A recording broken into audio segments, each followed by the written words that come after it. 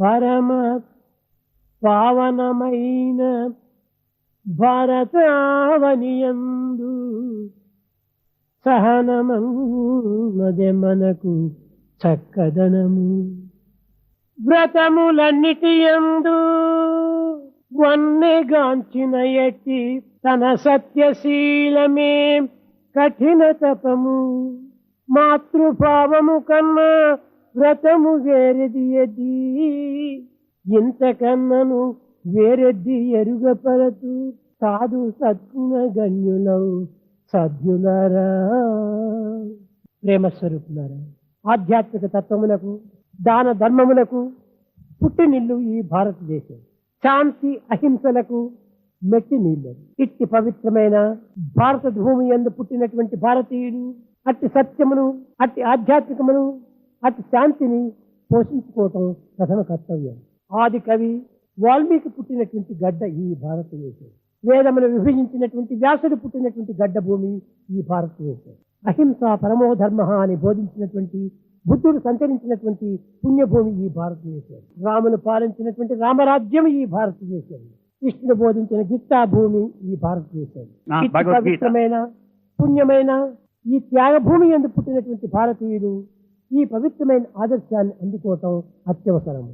ఖండ ఖండాంతర ఖ్యాతినార్జించిన మహనీయులను గన్న మాతృభూమి, పాశ్చాత్య వీరుల పరద్రోణించి స్వాతంత్రమును గన్న సమరభూమి, పాండిత్యమున చాలా ప్రఖ్యాతిగాంచిన ప్రతిభ చూపించిన భరత భూమి, సంగీత సాహిత్య శాస్త్రీయ విద్యలందు దిశక్తి చూపిన దివ్య భూమి, చిత్రకళలతోడ చిత్రమై ఉన్నట్టి ప్రతిభ చూపించిన భరత భూమి.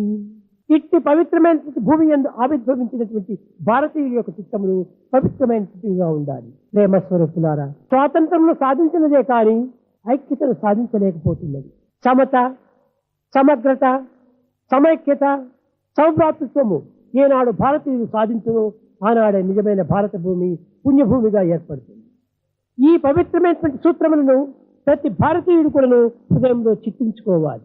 అనేకత్వంలోని ఏకత్వాన్ని ప్రబోధించినదే భారతీయ సంస్కృతి. కనుకనే ప్రాచీన కాలం నుండి భారతదేశము లోక సమస్త సుఖినో భవంతు అన్నదే గొప్ప ఆశయం. కానీ ఈనాటి కాల ప్రభావం చేత ఎవరికి వారే యమునా తీరే, స్వార్థము స్వప్రయోజనము దినదినములకు పెరిగిపోతున్నది. దీనితో పాటు కూడాను ఆధ్యాత్మిక తత్వాన్ని, ప్రేమతత్వాన్ని, సహనతత్వాన్ని, సంకల్పతత్వాన్ని, ఐకమత్య తత్వాన్ని అభివృద్ధి పరచుకోవాలి. ఇది ఒక్క దైవ కృప చేతనే లభ్యమవుతుంది. నిజముగా మీరే పెద్ద సాధనలు చేయనక్కర్లేదు. జపములు, ధ్యానములు, యోగములు ఇవన్నీ కూడా తాత్కాలికమైనటువంటి తృప్తిని అందించేటువంటివి. కానీ అందరి హృదయం నందును ప్రేమతత్వాన్ని పెంచుకోండి. ప్రేమ ప్రేమ ప్రేమ ప్రేమకు మించినటువంటి పరమాత్ముడు లేడు. Love is God, live in love.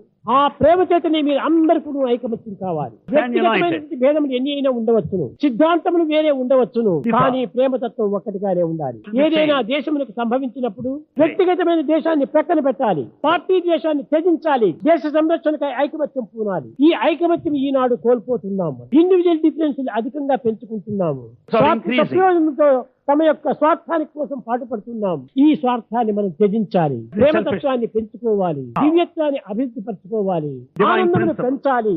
ఆ పెంచిన ఆనందమును 10 మందికి పంచాలి. ఇది ఏ భారతీయ ప్రధానమైన సంస్కృతి. అనాది కాలం నుండి భారతీయ సంస్కృతి ఎన్ని విధమైనటువంటి సంస్కృతిని అభివృద్ధి పరిచింది. భారతీయ సంస్కృతికి మించినటువంటి సంస్కృతి ఈ దేశంలో ఎక్కడ కూడా కానరాదు. పోయినప్పటికీ భారతీయ సంస్కృతి చాలా శాశ్వతమైనటువంటిది, 10 మందికి సమ్మతమైనటువంటిది, సహనమైనటువంటిది, సానుభూతి అయినటువంటిది, సత్యమైనటువంటిది. అతి సత్యనిత్యమైనటువంటి భారతీయ సంస్కృతి ఈనాడు భారతీయులు విస్మరించి పరుల యొక్క సంస్కృతి మనం అనుసరించడం చేతనే మన భారతదేశం సంస్కృతి ఈ విధంగా కూలిపోతున్నారు. ఈ భారతదేశంలో ఎంతమంది విద్యావంతులు లేరు, ఎంతమంది వైజ్ఞానికులు లేరు, ఎంతమంది శాస్త్రజ్ఞులు లేరు, ఎంతమంది శ్రీమంతులు లేరు. ఉండి ప్రయోజనం ఏమిటి? వీరందరి యందు ఐకమత్యం కావాలి. ఇలాంటి దివ్యమైన, భవ్యమైన, నవ్యమైనటువంటి భారతదేశం నందు మనం పుట్టి ఇటువంటి భారతీయ సంస్కృతి మనం కోల్పోయినామంటే మనకంటే దుర్గతి మరొకటి లేదు. దీనిని కాపాడినటువంటి వాడే నిజమైన భారతీయుడు. భారతదేశంలో పుట్టినంత మాత్రం ప్రయోజనం కాదు. భారతీయ సంస్కృతిని ఎవరు ఆచరిస్తూ వారందరూ భారతీయులే. ప్రాచీన కాలం నుండి హస్తస్థ భూషణం దానం అని ప్రశ్నించింది. నీ హస్తమునకు కంకణములు కాదు జ్యువెల్స్, నీ యొక్క దానమే జ్యువెల్స్ అని చెప్పి. ఇంతకంటే గొప్ప అలంకారం మనకి ఏం కావాలి? సత్యం కంఠస్థ భూషణం. ఈ సత్యం అనేటువంటిది ఈనాడు మనం కోల్పోతున్నాము. అసత్యానికంతా ఆవరించిపోతున్నాము, అసత్యానికంతా మురిచిపోతున్నాము. ఇది కాదు మనకు కావాల్సింది. సత్యమే భూషణం. సత్యం నాస్తి పరో ధర్మ. జగత్తును రక్షించేదంతా సత్యమే, జగత్తును పోషించేదంతా ప్రేమనే, జగత్తును పోషించేదంతా అహింసనే. ప్రేమ, సత్యము, అహింస ఒక్క ఐకమత్యంతో మనకు ప్రారంభమవుతుంది. ఇది వస్త్రము. ఇది ఏ విధంగా వస్త్రమైంది? అనేక దారముల చేత వస్త్రమైంది. ఈ అనేక దారములు చేరినప్పుడు ఎంత భద్రంగా ఉంటుంది. ఈ దారములు ఒక్కొక్కటి తీస్తే చాలా సులభంగా తెంచివేసి అన్ని పార్టీల వారు, అన్ని తెగల వారు, అన్ని సంస్కృతుల వారు, అన్ని సంస్కారముల వారు ఏకమైనప్పుడు భారతదేశాన్ని ఎవరు కూడా ఏం చేయాలి. ఇప్పుడు పరిపాలనా పరిస్థితి చాలా ఉత్తమంగా ఉంటుండాలి. దీనిని మనం పోషించుకుంటూ పోవాలి. ఒక్క దివ్యత్వాన్ని, దైవత్వాన్ని, ప్రేమతత్వాన్ని పెంచేటువంటి ఈ యొక్క సంస్థ మాత్రమే. అనవసరమైనటువంటి యొక్క లౌకికమైన, భౌతికమైన, అనిత్యమైన, అశాశ్వతమైనటువంటి యొక్క అభివృద్ధుల కోసం పాటుపడేటువంటి సంస్థలు ఎన్నో ఉన్నాయి. వైజ్ఞానికులంతా అణోరణీయాన్ మహతో మహీయాన్ అన్నారు, కానీ వేదాంతులంతా కూడాను దీనిని భగవత్ అనుస్వరూపుడు అన్నారు. పేర్లు వేరువేరుగా ఉన్నాయి కానీ శక్తి ఒక్కటే. ఐన్స్టీన్ చెప్పాడు మ్యాటర్ అండ్ ఎనర్జీ అన్నారు, కానీ మ్యాటర్ ఎనర్జీ రెండు లేనే లేవు ఈ లోకంలో. ఏకం సత్ విప్రా బహుదా వదంతి. ఉన్నది ఒక్కటే. మ్యాటర్ ఎనర్జీగా మారుతుంది, ఎనర్జీనే మ్యాటర్ గా మారుతుంది. కాబట్టి ఆ ఎనర్జీనే దైవ శక్తి. ఆ దైవ శక్తిని మనం ఆధారం చేసుకోవాలి. ఈ భౌతికమైన, లౌకికమైన, ప్రాకృతమైన శక్తుల్లో ఆధారం చేసుకుని మనం పరమ అధోగతి పోతున్నాము. ఈ భౌతికమైనటువంటి కూడా passing clouds, comes and goes, comes and goes. ఆధ్యాత్మిక తత్వమైనటువంటి అదే నిజమైన మొరాలిటీ.